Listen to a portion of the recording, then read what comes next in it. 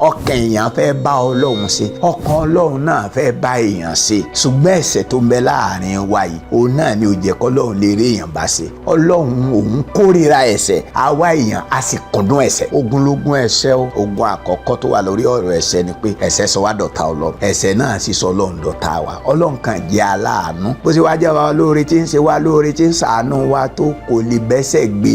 Ìdí nìyẹn tí èèyàn fi níṣòro àti bá Ọlọ́run dàpọ̀. Àwa ní balógun kan tó jẹ́ pé ẹlẹ́ṣẹ̀ lòun náà ó lè sùn. Òun wá nígbà àṣebọ́lọ́run lẹ̀ ń wá ẹ tẹ̀lé mi ká lọ, èṣù ló wá lẹ̀sìn, òun ló gbé gbogbo kálukú wa tá a wá yàwọ̀ ní onírúurú ẹ̀sìn. Ó wá máa sọ fún pé sáà máa forí balẹ̀ báyìí, máa ṣe báyìí, tó bá ti ṣe báyìí kó wá lè ní fọkànbalẹ̀ kàǹfì. Kò sí fọkànbalẹ̀ balẹ̀ bẹ́ẹ̀ náà o, torí kíni ẹ̀ṣẹ̀ ló fa wàhálà. Ẹ̀ṣẹ̀ ní ọjà rójú rere Ọlọ́run, ẹ̀ṣẹ̀ ló jẹ́ ká máa ṣàwọn ẹbọ gbogbo tá à ń ṣe àtàwọn ìdààmú tá à ń ṣe, torí pé ọ̀pọ̀ wa ní òní Ọlọ́run ní bàbá. Kí wá lọ́nà àbáyọ? Jésù Kristi ni ọ̀dọ́ àgùntàn Ọlọ́run tó kó ẹ̀ṣẹ̀ aráyé lọ. Ìwé mọ̀ pé Ọlọ́run fẹ́ràn aráyé tó bẹ́ẹ̀ gẹ́, ó fi ọmọ bíbí rẹ̀ kan ṣoṣo fún ni, pé ẹnikẹ́ni tó bá gbàgbọ́ kò ní í ṣègbé ṣùgbọ́n yóò ní ìyà nípẹ̀kun. Torí pé Ọlọ́run ọ̀ràn ọmọ rẹ̀ wá sáyé láti wá dárí ẹlẹ́jọ́ bí kò sí láti gba aráyé là. Jésù wípé ó ní bí Mósè sì gbé ejò sókè ní aginjù, ó ní bẹ́ẹ̀ ni a kò lè ṣàláì gbé ọmọ èèyàn sókè. Ẹnikẹ́ni tó bá wò yóò yè.